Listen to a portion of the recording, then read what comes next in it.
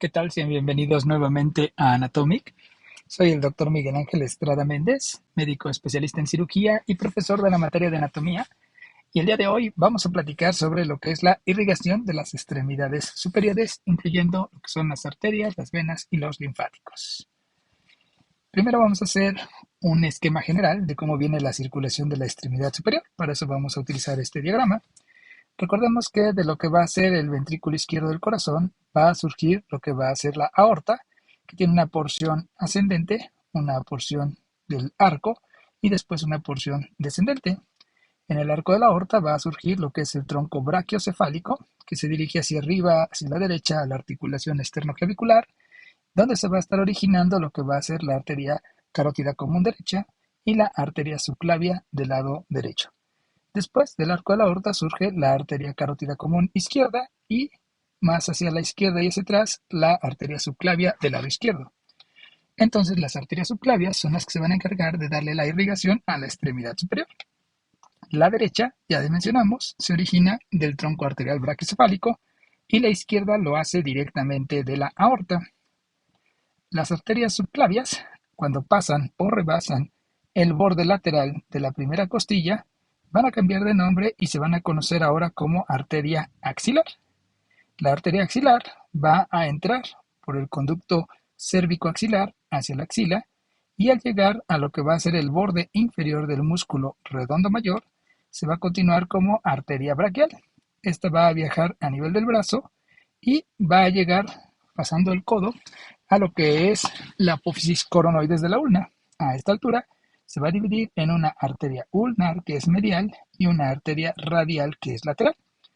La arteria ulnar viene descendiendo, pasa por lo que es el carpo a nivel del conducto ulnar entre el pisiforme y el gancho del hueso ganchoso para formar principalmente lo que es el arco palmar superficial. Y la arteria radial se va a dirigir lateralmente, después se va posterior y va a pasar entre el primero y segundo metacarpiano para alcanzar a formar lo que es el arco palmar profundo.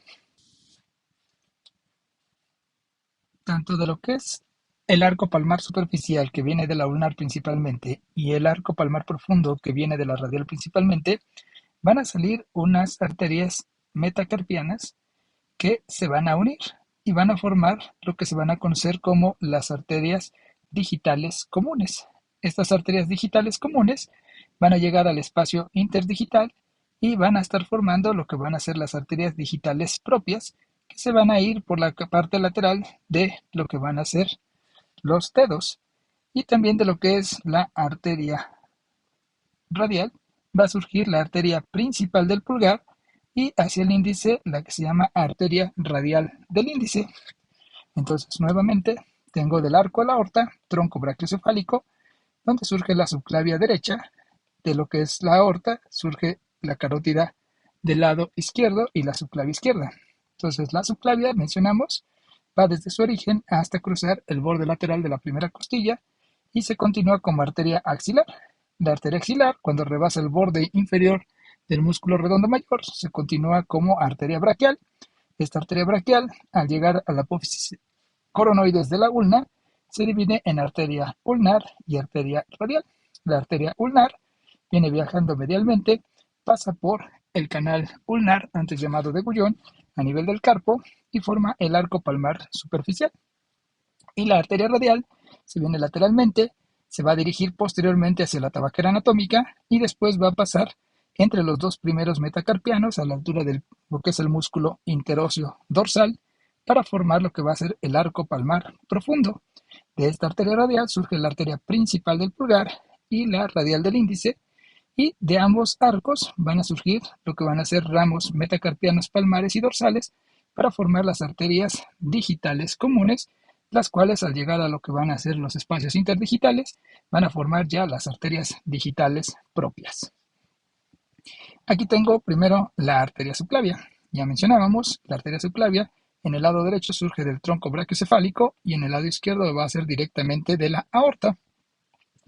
Y esta arteria va a dirigirse por debajo de la clavícula y va a pasar en relación con el músculo escaleno anterior. Recordemos que el escaleno anterior por delante tiene a la vena subclavia y por detrás va a tener a la arteria subclavia con el plexo braquial. Por lo tanto, la arteria subclavia va a tener tres porciones. Una porción preescalénica desde su origen hasta lo que es el borde medial del escaleno anterior, una porción retroescalénica por detrás del músculo y una posescalénica desde el borde lateral del músculo hasta el borde externo o lateral de la primera costilla. Aquí tenemos nuevamente las tres porciones. La primera porción, decíamos, es la porción preescalénica, la segunda retroescalénica y la tercera posescalénica hasta llegar al borde lateral de la primera costilla. Posteriormente va a entrar a lo que va a ser la axila, donde va a cambiar de nombre a lo que va a ser la arteria axilar. Recordemos que la axila va a tener forma de una pirámide cuadrangular, su base es la piel de lo que es la fosa axilar, su vértice va a ser la entrada a lo que va a ser la axila, conocida como el conducto cérvico-axilar, que va a estar limitado por delante por la clavícula, por detrás el borde superior de la escápula y medialmente por el borde lateral de la primera costilla. Recordemos que la pared anterior de la axila la forman los músculos pectoral mayor y menor, la pared posterior la va a estar formando el dorsal ancho, el redondo mayor y también el subescapular. Medialmente, las primeras cuatro costillas con el músculo serrato anterior y lateralmente el húmero con el surco intertubercular. Aquí se va a observar ya el paso de lo que es la arteria axilar. Entonces la subclavia en su trayecto me va a estar mandando 5 ramas. La primera rama que va a surgir en sentido ascendente cefálico va a ser la arteria vertebral, que sabemos se mete por los forámenes transversos de las vértebras cervicales, continúa hacia el foramen magno, donde va a encontrar la arteria vertebral del lado contralateral y van a formar la arteria maxilar, que se va a ir hacia lo que es el circuito arterial del cerebro, antes llamado polígono de Willis. Voy a tener hacia abajo la arteria torácica interna. Esta va a discurrir paralela a lo que es el esternón por la cara interna del tórax, detrás de lo que son los cartílagos costales, para meterse entre lo que es el músculo transverso del tórax y bifurcarse en sus dos terminales, músculo frénica y epigástrica superior.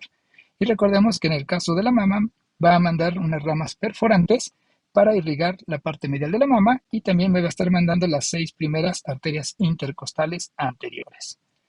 Después voy a tener lo que es el tronco tirocervical, donde va a surgir obviamente la arteria tiroidea inferior, las arterias cervical ascendente, cervical transversa y voy a tener la arteria supraescapular que se va a dirigir a la parte superior de la escápula hacia las fosas supra e infraespinosa para irrigar ambos músculos. Después voy a tener el tronco costocervical. Este tronco costocervical va a enviar una arteria cervical profunda y la arteria intercostal suprema, la cual me va a formar las dos primeras arterias intercostales posteriores. Recordemos que las arterias intercostales posteriores, las dos primeras vienen de esta intercostal suprema y de la tercera hacia abajo lo hacen directamente de la aorta.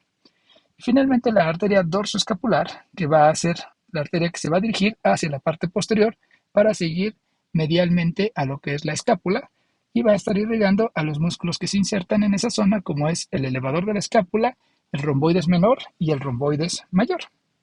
Aquí tenemos una ilustración de lo que va a ser la cara posterior de la escápula, donde observamos la espina, la fosa supraespinosa e infraespinosa. Entonces, en este sitio observamos cómo viene la arteria supraescapular, que viene del tronco tirocervical y que va a pasar por encima de lo que es el ligamento transverso superior de la escápula para llegar a lo que es la fosa supraespinosa y la fosa infraespinosa. Y la dorsoescapular, que viene directamente de la subclavia, va a ir por el borde medial de la escápula, irrigando al elevador de la escápula, romboides menor y romboides mayor. La arteria axilar es continuación de la arteria subclavia a partir de lo que es el borde lateral de la primera costilla hasta llegar al borde inferior del músculo redondo mayor. En su trayecto va a relacionarse con el músculo pectoral menor. En este esquema, en esta imagen, se pone el pectoral por la parte posterior, pero en realidad la arteria es la que pasa por detrás y la divide en una primera, segunda y tercera porción en relación con el músculo pectoral menor. Y me van a ir dando ramas. La primera porción me da una rama, la segunda dos y la tercera porción me da tres. La primera rama que me va a dar la primera porción va a ser la arteria torácica superior, que se va a dirigir a la parte superior del tórax y va a irrigar lo que va a ser el músculo subclavio, parte de lo que es el músculo pectoral, parte de lo que es el serrato anterior y los dos espacios intercostales en la parte anterior donde se anastomosa con arterias intercostales anteriores. En la porción que pasa detrás de lo que es el músculo pectoral, voy a tener dos ramas. La rama que se va a dirigir hacia la región del acromion se va a llamar arteria toracoacromial o acromio-torácica, que va a tener una rama deltoidea, una rama clavicular, la rama acromial propiamente y una rama pectoral.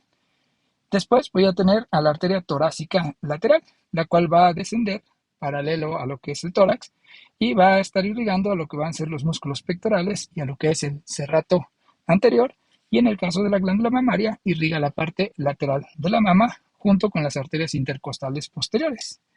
Después, la tercera porción va a tener lo que es la arteria subescapular. Esta arteria subescapular es la más gruesa y principal de las ramas de la arteria axilar, pero también es la de trayecto más corto, ya que inmediatamente se va a dividir en sus dos ramas, que va a ser la arteria circunfleja escapular, la cual va a entrar por lo que es el espacio triangular localizado entre los dos músculos redondos y la cabeza larga del tríceps, para irrigar la parte posterior de la escápula. Y la arteria tóraco-dorsal se va a dirigir por el borde lateral de la escápula hacia lo que es el músculo dorsal ancho para irrigarlo. Y finalmente, las últimas dos ramas que pueden surgir en forma independiente o con un tronquito común son las arterias circunfleja humeral anterior y circunfleja humeral posterior. La anterior es más delgadita y la posterior va a pasar a través del espacio cuadrangular, limitado también por los dos músculos redondos, por la cabeza larga del tríceps y por lo que es el húmero, aunque algunos libros dicen el deltoides. Y va a rodear lo que va a ser el cuello quirúrgico del húmero, acompañando al nervio axilar. Y va a recibir algunas ramitas que se van a anastomosar hacia arriba con las regiones acromiales y hacia abajo también con una recurrente anastomótica que viene de la braquial profunda. Aquí tenemos entonces, por arriba ya habíamos dicho, supraescapular, viene del tronco tirocervical, la dorsoescapular, que viene directamente a la subclavia, y de este lado voy a tener la subescapular, que me manda la circunfleja escapular y la tóraco-dorsal respectivamente. Recordemos que esta arteria axilar se relaciona ampliamente con lo que va a ser el plexo braquial. Vemos cómo por arriba queda el fascículo lateral, por debajo y medialmente el fascículo medial y por detrás el fascículo posterior. Recordemos que del fascículo lateral y medial mandan un ramo para formar el nervio mediano. Entonces, en este sitio va a ir el nervio mediano por enfrente, lateralmente va a ir lo que es el nervio musculocutáneo y medialmente el nervio ulnar. Ya después, en la región braquial, vamos a comentar cómo van las relaciones con el plexo braquial. Entonces, de esta manera, los anestesiólogos pueden funcionar buscando el pulso de la arteria axilar y una vez que lo localizan, van a relacionar con lo que van a ser los fascículos del plexo braquial para poder dar un bloqueo del plexo braquial en algunas cirugías que requieren corrección, como son las de traumatología. La arteria braquial va a ser continuación de la arteria axilar una vez que rebasa el borde inferior del músculo redondo mayor. Esta arteria braquial va a descender por el borde medial del brazo y va a cruzar por enfrente de lo que es la articulación del codo, y al alcanzar la apófisis coronoides de la ulna se va a dividir en sus dos ramas terminales, la arteria radial, que corre lateralmente, y la arteria ulnar, que lo hace medialmente en el antebrazo.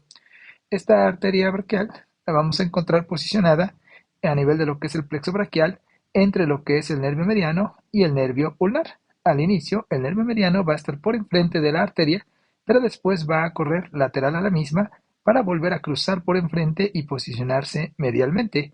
Y lo que es el nervio ulnar todo el tiempo va a correr medial a lo que es la arteria braquial. Además, esta arteria la vamos a encontrar localizada entre los músculos tríceps posteriormente y el músculo braquial anteriormente, aunque en la parte distal se va a relacionar con el tendón del bíceps cuando éste se inserta en la tuberosidad del radio.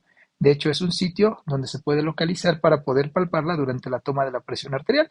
Nosotros localizamos lo que es el tendón del bíceps y medialmente vamos a encontrar el pulso de la arteria, y es el sitio donde vamos a poder colocar nuestra campanita del estetoscopio y por encima lo que va a ser ya el esfingomómetro para la toma de la presión arterial.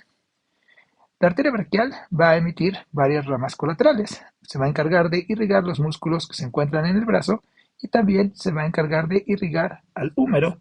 Esto lo va a hacer a través de una arteria nutricia del húmero que va a introducir por el foramen nutricio hacia el interior del mismo. Las ramas que van a salir como colaterales de esta arteria braquial van a ser la arteria braquial profunda, lo que van a ser las ramas colaterales ulnares. La arteria braquial profunda va a surgir de la parte proximal de la arteria en sentido medial para después correr por detrás y posicionarse en lo que se conoce como el surco radial del húmero. Recordemos que este surco radial es por donde corre el nervio radial a nivel de lo que es los músculos tríceps entre la cabeza medial y la cabeza lateral, entrando por lo que es el intervalo triangular, que está limitado arriba por lo que es el músculo redondo mayor precisamente, por lo que es el tríceps medialmente y por el húmero lateralmente.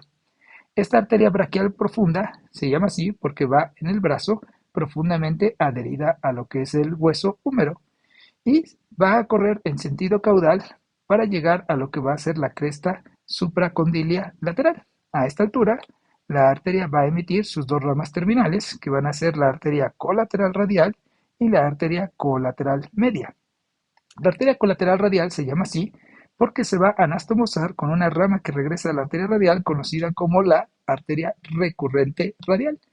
Y la arteria colateral media se va a unir a lo que va a ser la arteria recurrente interósea, que es una rama que se regresa de la interósea posterior. Medialmente voy a tener las arterias colaterales ulnares. En la parte media, más o menos de la arteria braquial, va a surgir lo que es la arteria colateral ulnar superior. Esta corre en sentido caudal, pasa por detrás del epicóndilo medial y se va a anastomosar con una rama que se regresa de la arteria ulnar, conocida como arteria recurrente ulnar posterior. Por lo tanto, la arteria colateral ulnar superior de la arteria braquial se va a anastomosar con la arteria recurrente ulnar posterior que viene de la ulnar. Y la otra rama va a ser la arteria colateral ulnar inferior, la cual va a descender y se va a anastomosar con lo que es la arteria recurrente ulnar anterior que viene de la arteria ulnar. De esa manera voy a tener anastomosis tanto en la región posterolateral como en la región medial. En dado caso de que tuviera una lesión a nivel de lo que es la arteria braquial, estas colaterales pueden servir de una vía de paso para la sangre hacia la zona del antebrazo y también sobre todo cuando hay obstrucción de la misma por placas de ateroma o en los pacientes fumadores crónicos cuando tienen ya compromiso arterial por una insuficiencia arterial periférica. Una vez que la arteria braquial ha llegado a la apófisis coronoides de la ulna, habíamos mencionado, se va a dividir en una arteria radial y en una arteria ulnar. Ya mencionamos que de la arteria radial va a surgir la rama recurrente radial que se anastomosa con la arteria colateral radial que viene de la braquial profunda. Y habíamos mencionado que de la ulnar venían lo que son las recurrentes ulnares anterior y posterior, que se anastomosan con las colaterales ulnares inferior y superior respectivamente. Pero esta arteria ulnar también me va a dar otra rama que va a ser la arteria interósea común. Esta arteria interósea común se va a ir hacia lo que es la membrana interósea y se va a dividir en una arteria interósea anterior que va a correr por delante de la membrana interósea y una interósea posterior que va a correr por la parte posterior. Precisamente de esta arteria interósea posterior es que va a surgir la arteria recurrente interósea que mencionamos en anastomosa con la arteria colateral media de la braquial profunda. Entonces, ya a nivel de lo que es el antebrazo, la arteria ulnar va a correr por todo lo que va a ser el borde medial del antebrazo, siguiendo a lo que es el hueso de la ulna, entre lo que es el músculo flexor ulnar del carpo superficial y medialmente, y lo que es el flexor superficial de los dedos y flexor profundo de los dedos.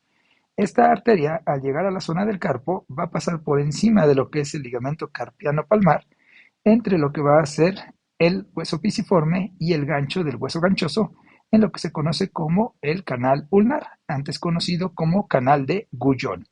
Y aquí, a nivel del carpo, va a formar lo que se conoce como el arco palmar superficial, que es el sitio donde va a terminar. Este arco palmar también se va a anastomosar con el arco palmar profundo que viene de la radial, pero el arco palmar superficial normalmente lo forma la arteria ulnar. Ya habíamos mencionado entonces que esta arteria me mandaba las recurrentes ulnares anterior y posterior y también la interósea común, que se dividió en una interósea anterior y en una interósea posterior, y esta interósea posterior me mandó la recurrente interósea que se anastomosó con lo que es la arteria colateral media de la braquial profunda.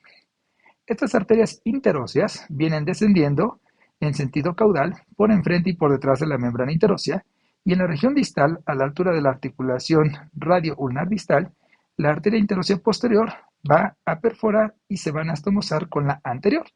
Ambas van a mandar ramitas hacia lo que es la región del carpo para constituir lo que se conocen como las ramas carpianas palmares y las ramas carpianas dorsales respectivamente. Se va viendo la interósea posterior con sus ramas carpianas dorsales. Y también vamos a tener que estas arterias, decíamos, se van a anastomosar con ramas carpianas dorsales procedentes de la arteria radial. En el lado lateral, la arteria radial, ya mencionamos, me está mandando la recurrente radial y después va a descender por lo que es la parte lateral y anterior del antebrazo, entre lo que van a ser los músculos braquiorradial y flexorradial del carpo, como vamos a ver en la siguiente diapositiva. En su trayecto también me va a mandar ramitas carpianas palmares y ramitas carpianas dorsales. Sin embargo, la arteria se va a dirigir posteriormente a nivel de la muñeca para pasar a nivel de lo que es la tabaquera anatómica, que está localizada entre los músculos extensor largo y corto del pulgar y el aductor largo del pulgar. Una vez que pasa por la tabaquera anatómica, la arteria rodea al primer metacarpiano, perfora al primer músculo interóseo dorsal y después se va a continuar hacia lo que va a ser la región palmar para formar el arco palmar profundo, que también se va a anastomosar con el arco palmar superficial. De esta arteria radial hacia el pulgar va a surgir una arteria importante conocida como la arteria principal del pulgar, y hacia el índice me va a mandar lo que es la arteria radial del índice. Aquí observamos, ya con lo que es el plano muscular, que la arteria radial se va a localizar entre el músculo braquiorradial y entre el músculo flexor radial del carpo, que es el sitio común donde podemos nosotros palpar el pulso de esta arteria radial, y también es un sitio donde podemos nosotros hacer toma de muestras de sangre o bien tomar gasometrías. Y vemos como del lado medial tengo la arteria ulnar, la cual va a pasar, decíamos, por lo que es el canal ulnar a nivel del carpo, para después dirigirse a formar lo que es el arco palmar superficial. A nivel ya de lo que es la región del carpo, se van a formar lo que van a ser los arcos formados por las arterias carpianas palmares y dorsales. Y hemos dicho que de la arteria ulnar se formaba el arco palmar superficial y de la arteria radial el arco palmar profundo. Estas arterias o estos arcos van a mandar unas ramitas conocidas como metacarpianas palmares y dorsales, las cuales se van a unir para ir formando lo que se van a conocer como las arterias digitales comunes, que normalmente son tres y que se van a encontrar entre lo que van a ser los metacarpianos en los espacios a nivel de los músculos interóseos. Estas arterias se dirigen en sentido distal y al llegar a lo que va a ser el espacio interdigital, se van a dividir y van a irrigar tanto un dedo en sentido medial como el otro en sentido lateral. Entonces, cada una de estas arterias va a irrigar ambos dedos, ¿sí? Esto es muy importante, sobre todo cuando tenemos problemas de necrosis de los dedos y que se requiere una amputación. Las incisiones deben de cuidar mucho que no comprometan lo que es el vaso sanguíneo del dedo vecino, para que pues obviamente durante la amputación solamente se extraiga el dedo lesionado y no se perjudique la irrigación de los dedos que se encuentran a los lados. Cuando tenemos lesiones de lo que son la circulación de la mano, podemos hacer esta maniobra conocida como la maniobra de Allen, en la cual nosotros vamos a pedir al paciente que primero cierre lo que es el puño y vamos a apretar lo que va a ser el paso de la arteria radial y de la arteria ulnar. Después le vamos a pedir que extienda los dedos y vamos a observar la palma, que va a tener una palidez, y vamos a soltar una de las dos arterias, puede ser la radial o la ulnar como en este caso, y vamos a observar que va a venir lo que es el llenado capilar y va a haber la recuperación de color. Entonces, con esto nosotros estamos evaluando que los arcos están anastomosados entre sí y que con una arteria es suficiente para mantener el flujo de sangre distal. Entonces, en los casos de una lesión de las arterias, si no hay otra opción, se pueden ligar las arterias o lo ideal sería intentar repararlas. El drenaje venoso de la extremidad superior va a ser superficial y va a ser profundo. A nivel superficial vamos a tener que estas venitas que se encuentran por encima de las fascias van a formar también a nivel de lo que es el dorso de los dedos hacia el dorso de la mano, la conocida como red venosa dorsal. Esta red venosa dorsal se va a organizar en dos venas. La vena que va a correr en sentido lateral va a ser la vena cefálica y la que corre en sentido medial va a ser la vena basílica. Estos nombres son dados precisamente por la orientación que va a tener la extremidad. En la parte más cercana hacia la cabeza va a venir la vena basílica y en la parte más cercana a la base va a ser la vena basílica. Entonces, la vena cefálica, decíamos, se va a posicionar desde lo que es la red venosa dorsal hacia la región lateral y va a pasar de la parte posterior hacia la parte anterior del antebrazo, va a ascender en sentido lateral, va a pasar por el pliegue del codo, va a seguir ascendiendo lateralmente en el brazo y va a llegar a un surco conocido como el surco deltopectoral, que está evidentemente localizado entre lo que es el deltoides y el pectoral. Y posteriormente va a ascender hasta lo que va a ser el triángulo clavipectoral, en donde va a perforar la fascia clavipectoral para desembocar directamente en la vena axilar. Por el otro lado, vamos a tener que de la red venosa dorsal se va a formar la vena basílica y esta va a correr en sentido medial primero por la cara posterior de la muñeca y después se va a hacer anterior y va a ascender medialmente en el antebrazo para pasar también por lo que es el pliegue del codo y subir por la parte medial del brazo. Sin embargo, a nivel de lo que es la cara medial del brazo en su tercio medio, va a perforar la fascia braquial para desembocar directamente en la vena braquial o a veces más hacia arriba en la vena axilar. Eso quiere decir que la vena cefálica va a tener un trayecto más largo en sentido superficial que la vena basílica. Estas venas nos pueden servir para la colocación también de lo que son catéteres o equipos de venoclisis. En la parte anterior voy a tener lo que van a ser los arcos venosos palmares superficiales que reciben circulación superficial de los dedos y se van a organizar en unas venas perforantes y por el centro de lo que es la región anterior del antebrazo se va a formar la vena media del antebrazo. Esta vena media del antebrazo va a ascender y va a formar una vena conocida como la vena mediana del codo, la cual va a desembocar hacia lo que es la vena basílica. Esta vena mediana del codo es la que regularmente se utiliza para la extracción de muestras de sangre de laboratorio o también para la colocación de algunos medicamentos intravenosos. En un 20% de las personas se va a formar la vena media del antebrazo, que se va a dividir en una media cefálica y una media basílica, que se va a desembocar hacia la cefálica y basílica respectivamente. Profundamente, la circulación venosa va a ser idéntica a lo que va a ser la circulación arterial, pero en sentido inverso. Eso quiere decir que a nivel de los dedos voy a tener las venas digitales propias, las cuales van a desembocar en las venas digitales comunes, que van a estar formando por las venas metacarpianas palmares y dorsales, lo que van a ser los arcos venosos palmares superficial y profundo. Estos arcos palmares se van a organizar y van a formar las venas radiales y las venas ulnares, así como las venas interóseas. Regularmente son dos venas por cada arteria y van a ir ascendiendo hacia lo que va a ser la región del codo, en donde se van a formar venas colaterales que van a formar las venas recurrentes que van a ir hacia lo que es la región de la región radial hacia lo que es la braquial profunda y también medialmente por las venas recurrentes ulnares que van a ir directamente hacia las venas braquiales. Estas venas radiales y ulnares se organizan y forman las venas braquiales que van a ir ascendiendo. Recordemos que aquí desemboca la vena basílica. Y estas venas braquiales se organizan en una vena braquial que una vez que rebasa lo que es el borde inferior del músculo redondo mayor, se va a continuar como la vena axilar. Esta vena axilar, al igual que la arteria, va a recibir a las venas circunflejas humerales, va a recibir también a lo que son las venas torácicas, laterales, toracodorsales, etcétera, y a recibir a lo que son venas procedentes de la región escapular, tanto anterior como posterior, y sabemos que la vena cefálica, al perforar lo que es la fascia clavipectoral en el triángulo clavipectoral, desemboca directamente en esta vena axilar. Y la vena axilar también recibe algunos vasitos procedentes de las regiones del cuello y una vez que rebasa el borde externo de la primera costilla, se continúa como la vena subclavia.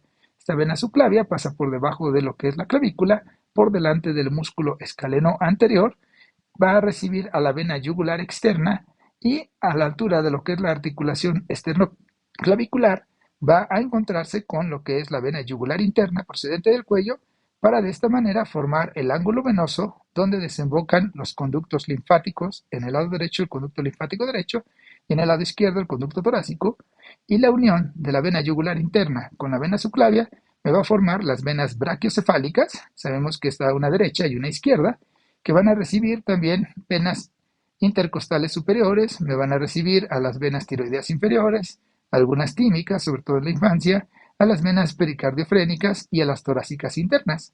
La unión de las dos venas brachiocefálicas forma la vena cava superior y esta desemboca en el atrio derecho del corazón. Finalmente, el drenaje linfático va a haber también superficial y profundo en relación con el sistema venoso, tanto superficial como profundo. Recordemos que los vasos linfáticos recogen la linfa procedente del espacio intersticial, donde va a llevar lo que va a ser detritus y restos celulares, así como bacterias, y van a pasar por varios nódulos, los cuales están más en los pliegues. Sin embargo, la mayoría de los nódulos de la extremidad superior los vamos a encontrar en la región axilar. Recordemos que en la región axilar existe un grupo anterior de nódulos linfáticos pectorales, uno posterior de nódulos linfáticos subescapulares y el lateral, que va a ser el de los nódulos linfáticos humerales, que son los que van a recolectar toda esta linfa de la extremidad superior. Ya de aquí van a pasar a los nódulos centrales, después a los nódulos apicales, que se van a organizar entre los nódulos supra e infraclaviculares para llegar a lo que van a ser los troncos subclavios, y estos van a desembocar ya directamente en los troncos linfáticos principales. Como decíamos hace rato, en el lado derecho desembocan en el conducto linfático derecho y en el lado izquierdo en el conducto torácico, que desembocan en los ángulos venosos yúgulo-subclavios. En el caso de las cirugías, por ejemplo, de mama, cuando se hace una mastectomía radical, que se tienen que retirar la mayor parte de estos ganglios, el drenaje linfático se ve entorpecido y eso va a condicionar un edema conocido como linfedema, que va a requerir rehabilitación, masajes, elevación de extremidades, algunos medicamentos menotónicos. Sin embargo, se vuelve una condición crónica. Y bueno, de esta manera terminamos de repasar lo que fue la circulación de la extremidad superior. Esperemos que les haya gustado mucho este tema y que se suscriban a la página de Anatomic aquí en YouTube y que le den like. Nos vemos muy pronto con más videos.